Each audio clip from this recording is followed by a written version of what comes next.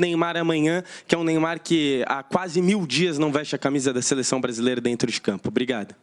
Neymar é disponível, trabalhou bem essa semana, preparou bem o jogo, pode jogar com outros jogadores. Todos estamos muito contentes que ele está de volta, porque obviamente com a qualidade dele pode ajudar o time. Ancelotti aqui na frente, Gabi Guimarães, TV Band. Se, de fato, o Neymar entrar em campo, por quanto tempo ele pode jogar? Ele pode jogar, eu posso jogar 90 minutos caminhando. Ele pode jogar, está bem, trabalhou muito bem, treinou muito bem. Estou muito feliz com ele.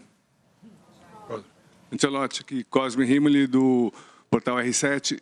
Muito se fala também sobre a personalidade do Neymar, o quanto ele faz bem para o grupo. Eu queria saber, que já conviveu com ele, quanto que ele vai fazer bem, estando pronto para jogar muito ou pouco tempo. A atitude de Neymar nesses dias ha sido muito boa, porque obviamente conhece muito bem o companheiro, trabalhou muito bem, com muita seriedade, tentando de recuperar o mais cedo possível. Estou muito feliz com ele.